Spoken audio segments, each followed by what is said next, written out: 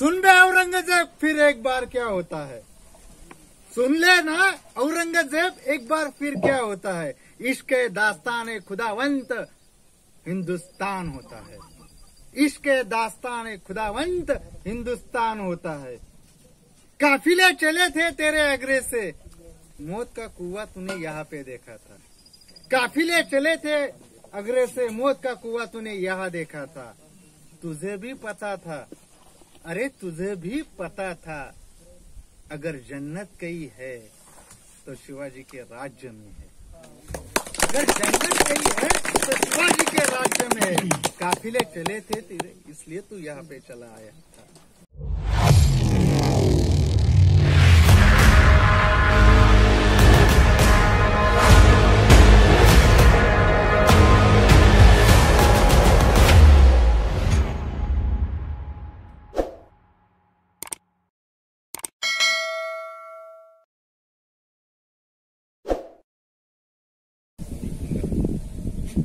शब्दरूपी अंकन जे आहे ते मात्र तुमच्यापेक्षा थोडं कमी आहे असं म्हटलं तरी वावगं ठरलं। ज्या व्यक्तिमत्वानी हे सगळं कार्यभाराचा सूर्य पेटवला त्या जिजाऊ मासाहेब, ज्या व्यक्तिमत्वाला फक्त 9 वर्षच मिळाली पण जगाच्या इतिहासाची चौकट तयार करता आली। शब्द नीट लक्षात घ्या,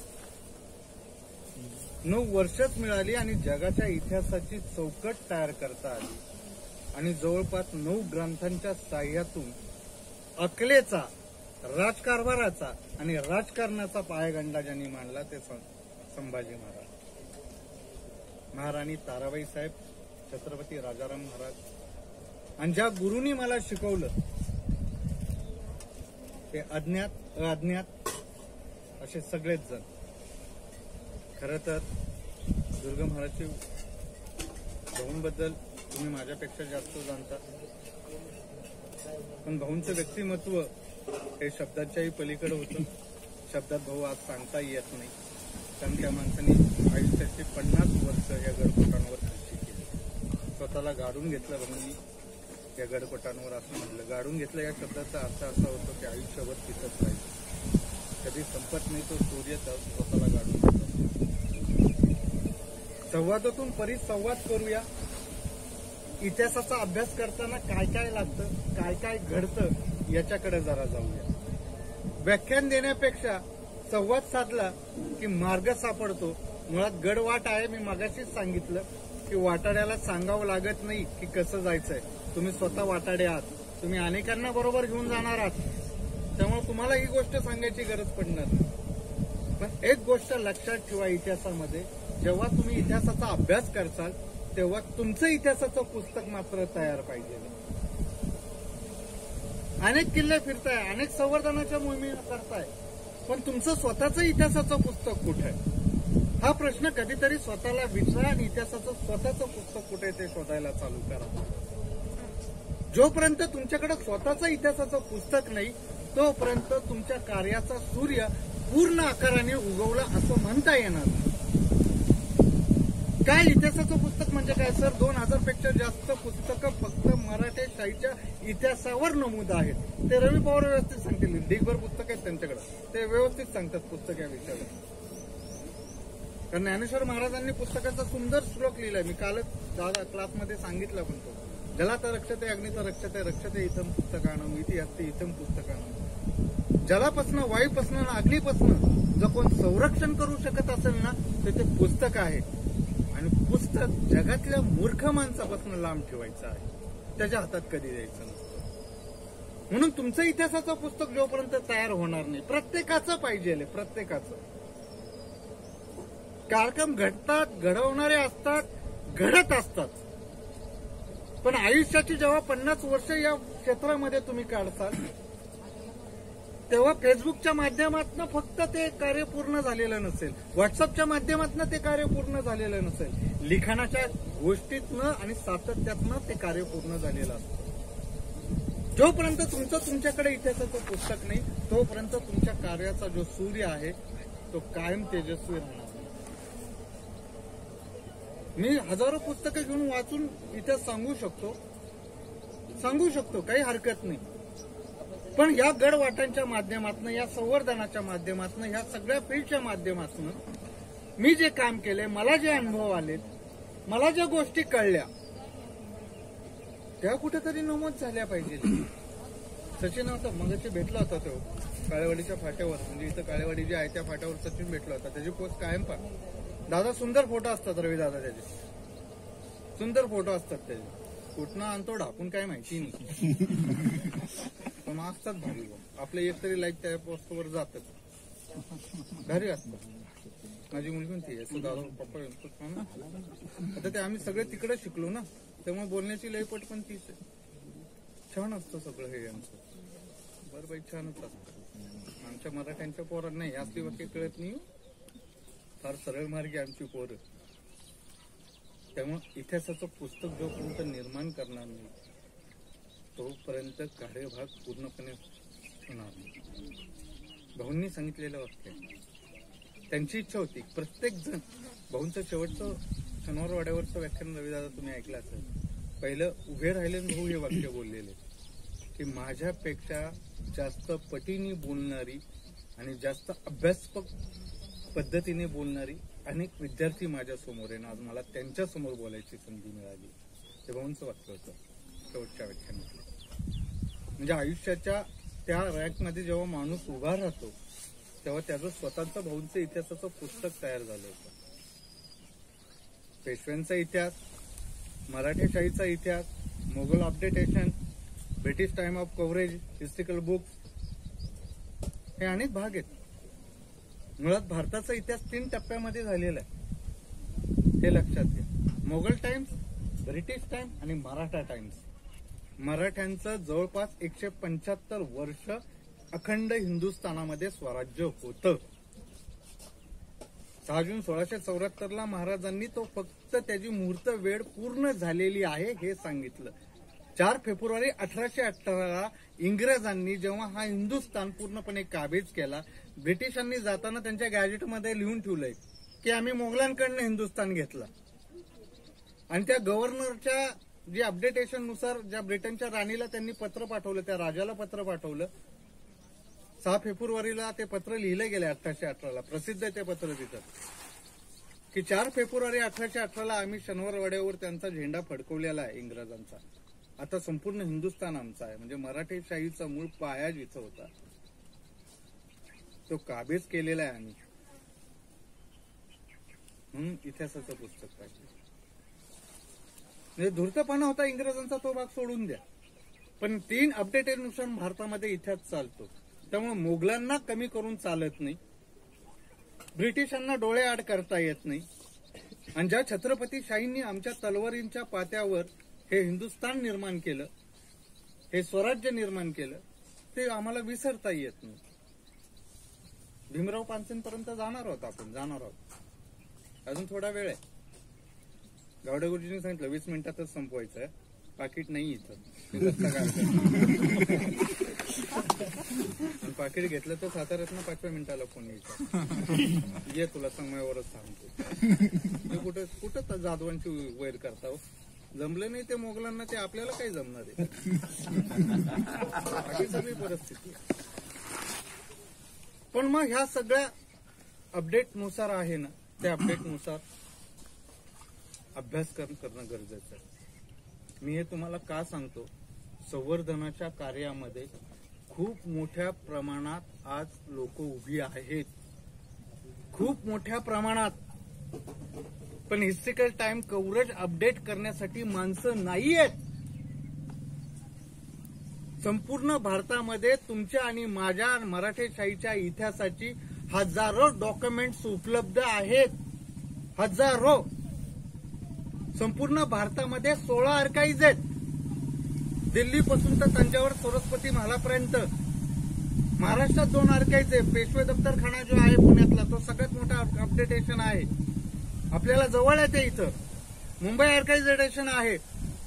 फक्त इथं 4 ते 4.5 कोटीची कागदं अजून वाचायची पडली, वाचली नाहीत. यदा कदाचित या किल्ल्याबद्दलचा आणखीन वेगळा इतिहास समोर मांडला जाणार आहे, आणखीन महत्वाच्या गोष्टी समोर येणार आहे.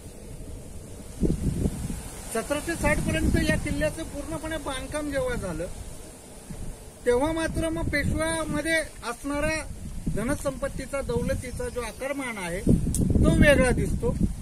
किल्ल्याच्या बांधकामासाठी लागणारा पैसा वेगळा दिसतो. खर्चिक कागदपत्र उपलब्ध आहे ह्या किल्ल्याची. मराठेशाहीचं शेवटचं निशाण इथं फडकले या दुर्गावर. मग ते अपडेटेशन आहे ते हिस्ट्रिकल टाइम कव्हरेजमध्ये आहे. मग विचार करा काय करावं लागेल. आणखीन एक दुर्दैवाची गोष्ट महाराष्ट्रामधली तुम्हाला सांगतो. आज जर छत्रपती शिवाजी महाराजांचं एखादं पत्र, अप्रसिद्ध पत्र जर तुम्हाला उपलब्ध झालं ते वाचणारी लोक बोटाच्या पिरावरच उपलब्ध आहेत. वाचता येत नाहीयेत पत्र, सांगता येत नाहीये. येता कदाचित ईश्वररावांचे पूर्वज महाराजांच्या खांद्याला खांदा लावून इथपर्यंत आले असतील. पुरंदरचा तह, सासवडचा तह, मुळात पुरंदरचा कुठला तह काही कळत नाही. अपडेटेशन हिस्ट्रिकल मोगल कव्हरेज सांगतं की Saswad updation coverage in warriors Marathi. म्हणजे एवढी गफलत आहे ना त्याच्यामध्ये. नंतर इंग्रजांनी जे काही लिहून ठेवलं ते गफलतीचं आहे. मोगलांनी जे काही लिहून ठेवलं ते, बखरकारांनी जे काही लिहून ठेवलं ते वेगळं. तह झाला ही गोष्ट मान्य आहे, कारण तो ह्या परिसरातला. त्यावेळेस हा किल्ला नव्हता, हा दुर्ग नव्हता. पण दिवे घाटात ना महाराज कधीतरी या सासवडच्या तहाला वर आले असतील ना. जो 23 किल्ल्यांचा म्हणा, कोणी 33 म्हणा, कोणी 34 म्हणा, काय ते अपडेटेशन वेगळं. पण महाराज इथं आले. त्याच्या अगोदर इथं लोतोनात सलता एकलवेद खानाची होती. एकलवेद खान नावाचा एक व्यक्ती होता. शिवाजी महाराजांच्या अगोदरही उपलब्ध आहे. जगतापांची देशमुखी होती इथं. गरुडांची देशमुखी पलीकडच्या बाजूला होती. ऐकाजी गरुड, भिकाजी गरुड ही सगळी माणसं हयातमध्ये होती. स्वतः शहाजी महाराज पुरंदरच्या पायथ्यापाशी जे गाव आहे तिथं 6 महिने होते. सूर्याजीराव काकडे ज्या गावातनं बाहेर आले, लिंबूत म्हणून पुढे जे बारामतीला जे गाव लागतं आपल्याला, पांगिरा नावाचं जे गाव आहे पुरंदरच्या उजव्या बाजूला, त्या गावात 6 महिने शहाजी महाराजांचा मुक्काम आहे. ही गोष्टी आम्हाला माहिती नाही. का शहाजी महाराज तिथं होते, काय झालं होतं. निजामशाही इकडनं नगरकडनं निघून महाराज जेव्हा शहाजी महाराज इकडे येऊन थांबलेले, हा इतिहास कधी सांगणार, ही कागद कधी प्रसिद्ध करणार. म्हणून तुमचं पुस्तक जोपर्यंत नाही तोपर्यंत हा इतिहास बाहेर नाही. अतिशय वेगळ्या गोष्टीकडे मी तुम्हाला उभं करतोय. संवर्धन झालंच पाहिजे, त्याच्यात कुठलाही वाद नाही. पण कागदांचं संवर्धन करता येत नाही. त्याचं संवर्धन करते ती फक्त वाळवी. रोज उठून वाळवी हजारो मोगल मराठेशाहीच्या कागदांना खातीये. रोज उठून भ गाळला तर म दिसत नाही, म गाळला तर क कळत नाहीये. नाव कोणाचं सांगायचं हा अतिशय गंभीर प्रश्न निर्माण होतो. त्यामुळं संवर्धनाबरोबर इतिहासाला पाठ करून उभं राहू नका. जोपर्यंत, पुन्हा एकदा तेच वाक्य सांगतो, जोपर्यंत प्रत्येकाच्या इतिहासाचं पान तयार होतं, प्रत्येकाच्या इतिहासाचं पान म्हणजे काय हे लक्षात घ्या. तुम्ही तुमच्या घराण्याच्या इतिहासापासून चालू करा. आपोआप छत्रपती राजाराम महाराज, छत्रपती शाहू महाराजांपर्यंत येऊन पोहोचणार आहे. कारण या भारतभूमीमध्ये मराठ्यांनी जो रणतंग केला, जो रक्तपात केला, तो जगाच्या इतिहासात सगळ्यात मोठा होता. कारण फक्त 3.5 तासामध्ये 80,000 मराठे कापले जातात. जगात एवढं मोठं युद्ध कुठेही झालेलं नाहीये. पानिपतचा रणसंग्रामात तुमचे आणि माझे पूर्वज होते. म्हणून प्रत्येकाच्या इतिहासाचं पान पाहिजे, प्रत्येकाच्या इतिहासाचं पुस्तक पाहिजे. ते कधी सांगणार आहे आपण. यदा कदाचित एखादं चिटोरं भेटेल, एखादं चिटोरं भेटेल तुम्हाला, तुमच्या घराण्याचं नाव असेल त्याच्यामध्ये, सांगायला होईल की आम्ही होतो कुठंतरी. अन्यथा अजून 100 वर्षांनी परिस्थिती वेगळी असणार आहे. विषय खूप छोटा पण मांडला तर आभाळाला गवस निघाली. कारण तुम्ही तुमच्या घराण्याच्या बद्दल जेव्हा लिहायला जाल तेव्हा मात्र नक्कीच आभाळाला गवत निघण्याजोगं होतं. जी मराठीशाहीची जेवढी सरदार आहेत ती मला तोंडपाठ आहेत. सगळ्यांचे हजारो असले कागद माझ्या घरी आहेत, पडून आहेत, अभ्यास चालू आहे. सगळ्यांना माहिती माझा अभ्यास चालू आहे म्हणजे काय चालू आहे, देत नसतो परत. एकदा नेलेला कागद तो जमा झाला की जमा झाला, कारण गुरुंनी पण तेच केलं आणि शिष्य पण त्याच वाटेवर उभा आहे. खोटं बोलून उगत जायचं ताकाला आणि भांड. रवी दादा जे आहे ते सांगतो, म्हणजे महाराष्ट्राला माहिती. दोनच माणसांनी मराठ्यांच्या इतिहासाची कागद पळवली बरं का. एकाचं नाव सांगत नाही, दुसरा तुमच्या समोर उभा. म्हणजे उद्या कधीतरी भवी सरांना फोन करा ना, आपल्या घरी मुडीचे कागद सापडले, फारसीचे कागद सापडले, आरबीचे सापडले, चला भवी सरांना दाखवू. दादा दाखवलेत. आम्ही भुकेले त्याचे आहोत, बस मला तेवढंच कळतं. एखाद्या घराण्यात सांगा त्या घराण्याचा कुठून कसा आला, त्याचं कुलदैवत काय, तो जलमला कुठं, तो निजधामात गेला कुठं, कुठल्या रणसंग्रामात पडला, कसा पडला, प्रत्येक गोष्टीचा आराखडा तयार आहे. प्रत्येक गोष्टीचा. फक्त मराठीशाहीच्या सरदारांच्या घराण्याचा जर इतिहास लिहिला ना तर जगातलं सगळ्यात मोठं शिवचरित्र तयार होतं. सगळ्यात मोठं. म्हणून सांगतो, एकट्या पुणे आर्काइव्ह मध्ये एका घराण्याचे जवळपास लाख कागद पडून येत. लाख. ट्रान्सलेशन जरी केली ना दादा तरी एवढी मोठी होणार आहेत की ते केवढं मोठं शिवचरित्र होईल. केवढं मोठं होईल. कारण यांना जन्माला घालणारे दोनच माणसं आहेत. एक महाराजा शहाजीराजे आणि दुसरे छत्रपती शिवाजीराजे. आता 12 बुजग्यांचा आणि 12 बलुतेदारांचा इतिहासही तेवढाच मोठा आहे. तोही लिहिला गेला पाहिजे. कारण प्रत्येक जातीचा आणि प्रत्येक धर्माचा माणूस छत्रपती शिवाजी महाराजांकडे होता. म्हणून मी मगाशी म्हटलं ते सलाम आलेकुम. सांगितलंच गेलं पाहिजे. रमजान चालू आहे आता. परवा दिवशी पुढच्या आठवड्यात 3 दिवसांनी बकरी येईल. काय घडत होतं इतिहासामध्ये आम्ही तारखा सांगतो. कित्येक वेळा फेसबुकवर पेजेस येतात की अमुक दिवशी शिवाजी महाराज अमुक तारखेला इथं होते. पण जेव्हा ही कॉन्सेप्ट तुम्ही मांडताना इतर धर्मांमध्ये मांडताल ना तेव्हा मात्र तुमचा राजा कितपत मोठा होता हे स्पष्टपणे मांडता येतं. कारण आदिलशाही अपडेटेशन डॉक्युमेंट जे आहेत ते वाचल्यानंतर शिवाजी महाराज किती मोठे आहेत हे तेव्हा कळलं. आमच्या बखरकरांनी आमच्याबद्दल कधीच चांगलं लिहिलं नाही. स्वतःची लाल करायची आम्हाला चांगली सवय. पण जे मोगली डॉक्युमेंट्स वाचल्यानंतर कळतं की छत्रपती संभाजी महाराज काय चीज आहे. कुल्फियात खान नावाचा एक ग्रस्त आहे आग्र्यामध्ये. त्याच्या घराण्याचे डॉक्युमेंट्स प्रसिद्ध होतात दिल्ली आर्काइव्ह मधनं. त्या 23-24 डिसेंबरला गेल्या वर्षी ते पब्लिश झालेत. जवळपास 210 पेपर पब्लिश झालेत. त्यात औरंगजेबाचं एक पत्र सापडलंय नवीन. त्यात औरंगजेब लिहितोय काय माहिती का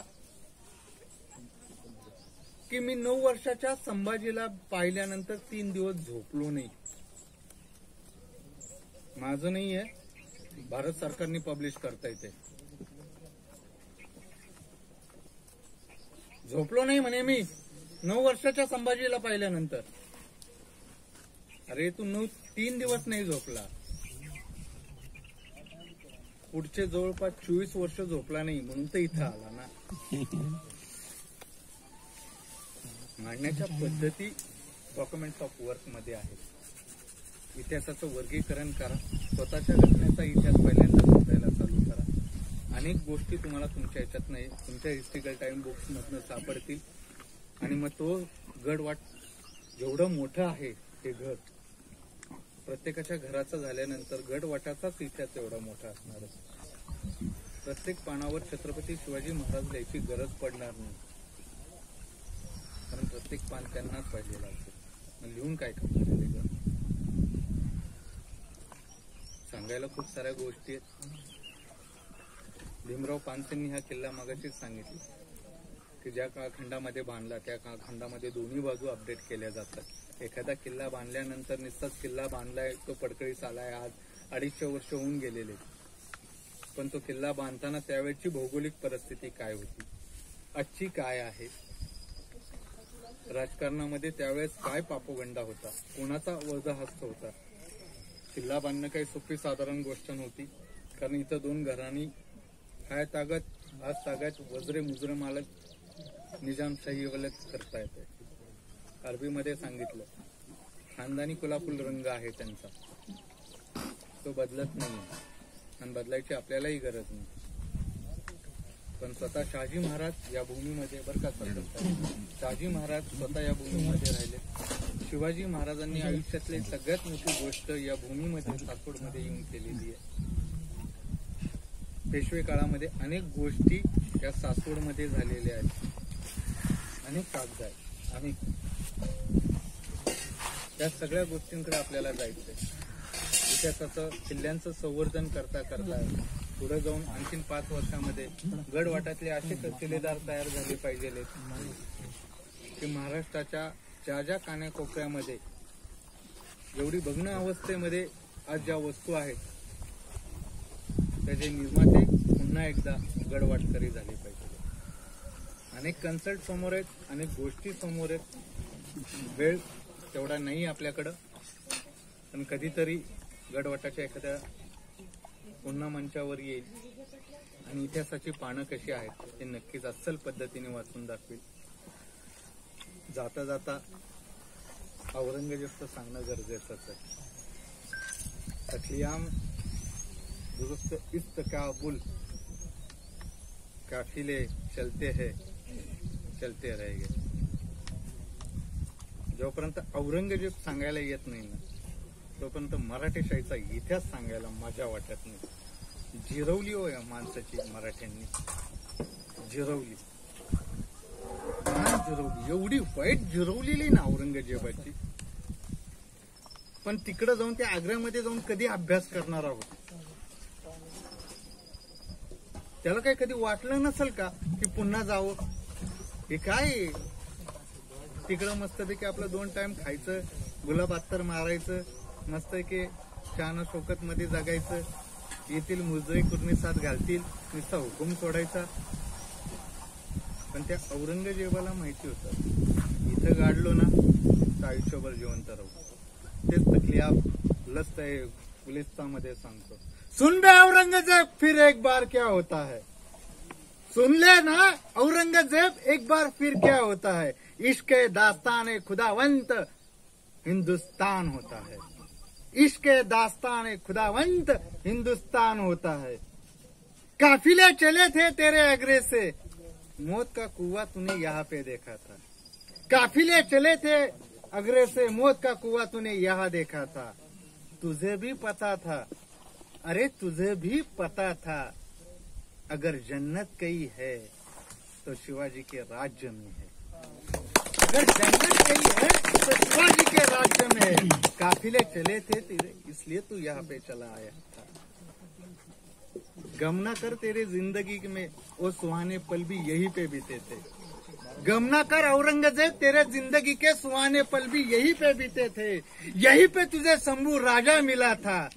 यहीं पे तुझे शंभू राजा मिला था. यहीं पे तुझे तलवारों मराठों के तलवारों ने पानी बांधा था.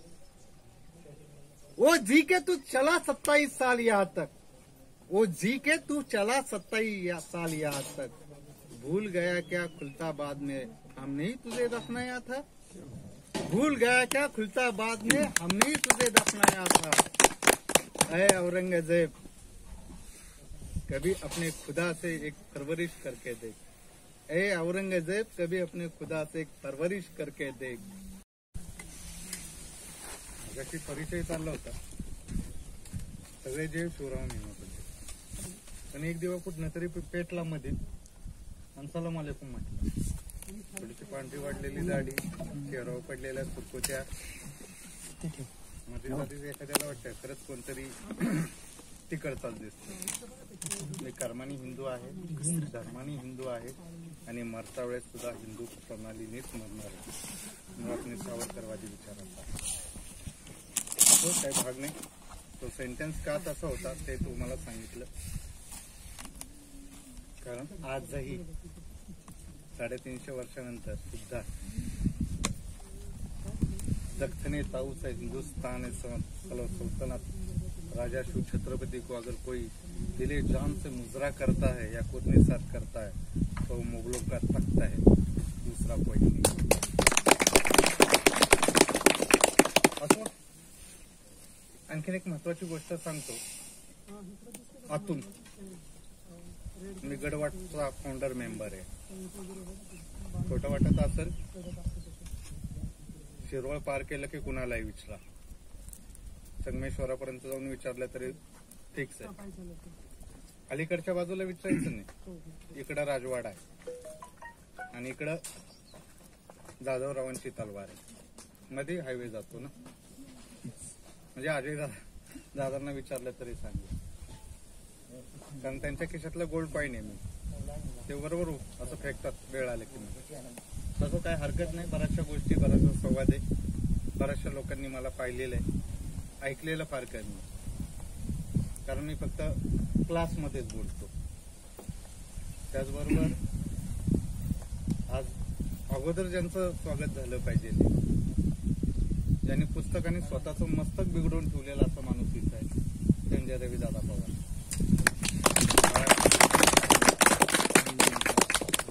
तर विचित्र असतात, अख्ख्या महाराष्ट्राला माहिती बाई कधी सरळ बोलत नाही, ते वाकडच बोलतात, कारण इतिहासामध्ये स्वतःचा मुलीचा बाळगायचा नसतो आणि दुसऱ्याचा ठेवायचाच नसतो। उतरवल्याशिवाय मजा येत नाही, जी औरंगजेबाची छत्रपतींनी उतरवली ना ती उतरवल्याशिवाय मजा येत नाही, अभ्यासालाही मजा येत नाही आणि कामालाही मजा येत नाही। उगत ते कसं आहे माहितीये का, आमच्याकडं सदाशिव पेठेत शिकलो मी सगळा इतिहास, सगळ्यांना माहिती, पर्वतीच्या पायथ्याला शिकलो, अख्ख्या महाराष्ट्राला माहिती। मग गावडे गुरुजींनी सांगितलं, भाऊ एकदा रस्त्याने जाताना भेटले भारत इतिहास संशोधन मंडळाच्या तिथं, इकडे रे म्हणतो, कुठं राहतो रे, चिंचवडला, आडनाव अमुक अमुक, गल्ली भावाशी, बरं ठीक आहे, उद्या वाड्यावर ये बेबीवाडीच्या। भाऊंनी त्याच्या अगोदर 8 दिवस अगोदर भाऊंनी ती सूत्र हलवून ठेवली होती बरं का। रिअल मध्ये सांगतो, भाऊंचं जे वाघमारे सरांनी जे पुस्तक काढले त्यात स्पष्टपणे लिहिलेलं आहे मी, भाऊंनी 4 माणसं अगोदरच माझ्या घरात लावून ठेवली होती, याला उचलून आणायचं इकडं, तो कशा करता उचलला, त्या सगळ्यात त्यांनी सांगितलेलं काम जे आहे ते पूर्ण करतो। राहिलं दुसरं व्यक्तिमत्व असं आहे या गडवाटामध्ये, अजय दादा व्रतवैकल्याच्या पलीकडचा माणूस आहे, उपास तपास करू नये या माणसांनी, व्रतवैकल्याच्या पलीकडचा माणूस आहे। आध्यात्मिक जिथं साध्य होतं ते साध्य होण्यासाठी जे आपण करतो आणि साध्य झाल्यानंतर जे करतो ना ते म्हणजे अजय दादा जाधवराव, असा माणूस अतिशय विचित्र, अतिशय विचित्र माणूस आहे। सरळ नाही, सरळ नाही, पण काम मात्र अतिशय सरळ आहे। जे 250 वर्षाच्या मराठ्यांच्या इतिहासात घडले नाही ते या माणसांनी घडवलं। काल परवाचं उदाहरण सांगतो मी, पैलवान नावाचा एक पिक्चर काल का परवा कधीतरी तो स्टार माझाला लागला होता, पहिला मराठी पिक्चर आलेला, आणि आमच्या शेजारच्या मुलीने सांगितलं ते अजय दादांनी ते तसलं बांधलंय ना काका, ते पिक्चर मध्ये पाहिलंय मी। म्हटलं कसलं काय बांधले, म्हटले हा त्यांचं ते फेसबुकला आहे बघा ते बांधताना, केसरी काय ते पिक्चर ते असं काहीतरी आता आहे, तो रिलीज मराठी पिक्चर आहे। म्हणजे त्या संगमेश्वराच्या घाटावरची ती सगळी शूटिंग आहे आणि तो काहीतरी तो सगळा रणसंग्राम मी विचारलं काय नक्की, म्हणजे काय दाखवलंय, वेगळा भाग सांगतोय, अजून व्याख्यानाला किंवा काय जे संबोधन करायचंय त्याला अजून सुरुवातीला वेळ आहे, अजून अगोदरच भाई चिंचोडे काय व्यक्तिमत्व आहे थोडंसं कळावं, की रगील माणसाला ऐकल्यानंतर आहे ना कान आणि डोकं जरा जागेवर येतं। चांगलं खूप बोलता येतं पण चांगलं समजत नाही लोक। दादांनी जे काम केलं ना ते तुम्हाला चांगलं माहिती, त्या माणसाने काय कष्ट घेतले, काय काय केले, किती उद्योग केले, कुणाकुणाची घरं फोडली असतील, देव जाणं बाबा, काय हे काय सोपं नाही, सरळ मार्गे होणारं काम नाही बाबू हे। कारण आपण 4 दगडी जर किल्ल्यावर नेऊन ठेवायचे, सरपंचांनी मला सांगितलं की मी गेले कित्येक वर्ष काम करतोय तिथं, थोडं थोडं करून. स्वतःला ट्रेकरची आवड आहे म्हणून ते करू शकले. नुसता राजकारणाचा पायगंडा असता तर ते म्हटले असते नुसते झेंडे लावा, फडकतात तोपर्यंत फडकू द्या, आणि ज्या दिवशी फडकायचे बंद पडतील त्या दिवशी काढून ठेवा. पण अजयदादा असं काही व्यक्तिमत्व नाहीये. अतिशय विचित्र व्यक्तिमत्व आहे. त्या माणसाचं काम 250 वर्ष मराठ्यांच्या इतिहासात कुणी करू शकलं नाही. ते तुमच्या गडवाटा या हजारो हातांमुळे दादांनी ते पूर्ण केलेलं आहे. हजारो हात आहेत गडवाटाचे. मुळात गडवाट म्हणजे काही सप्पा अर्थ नाही बरं का. अनेक जगातल्या भाषा मला बोलता येतात, लिहिता येतात, तो भाग सोडून द्या. गडाची वाट दाखवणारा तो वाटाड्या असतो. तुम्हाला वाट दाखवायची गरज नाही, कारण तुम्ही समाजाला आणि इतिहासाला आज वाट दाखवताय. त्यामुळे तुमचं कार्य काही कमी नाही. असो, अशा सगळ्या या व्ह्यूमध्ये सौरभने काल फोन केला की म्हणले सर बाई जरा थोडंसं एक 10-15 मिनिटं. ठीक आहे, आता काय येतो बाबा, कसं बसं आलो तर आलो. आणणारं कोणी असेल तर आणतील, नाही तर रस्त्यात निम्या रस्त्यात सोडून देतील. नाही सण झाल्यावर सोडून देतात ना लोक. द्यायला कुठेतरी दिवे घाटात सोडून द्या, काही येत नाही. काळजी करण्यासारखं नाही. रवी पवारांचं घर माहिती आहे, रात्री कधी जाऊन 4 दिवस राहू. त्यामुळे भिऊ नका, माझी माणसं आहेत खाली. तर सगळा हा व्ह्यू होता. सौरभने फोन केला, वेळ होता, प्रामाणिकपणे येतो नाही. इथनं सगळा कालच्या 2 दिवसाचा आपलं काय तो सगळं मी तुम्हाला स्पष्टपणे सांगितलंय. ज्या व्यक्तिमत्वाला मी मानतो ती 2 व्यक्ती, एक व्यक्तिमत्व माझ्याबरोबर आहे, एक व्यक्तिमत्व ज्या तिथे नाहीये त्यांच्याबद्दलही सांगितलेलं आहे. जगाच्या इतिहासाची ज्या रक्तरंजित शाईनी लिहिली ती मराठींची तलवार काही कमी नाही. 350 वर्षापूर्वी जुन्नरवरून राजगड आणि राजगडवरून रायगड सारखा प्रवास करणारा 50 तेरा खुदा भी जिसके सामने झुकता है ना, तेरा खुदा भी जिसके सामने झुकता है ना, वो आदमी आज भी राजगढ़ पे बैठता है. वो आदमी आज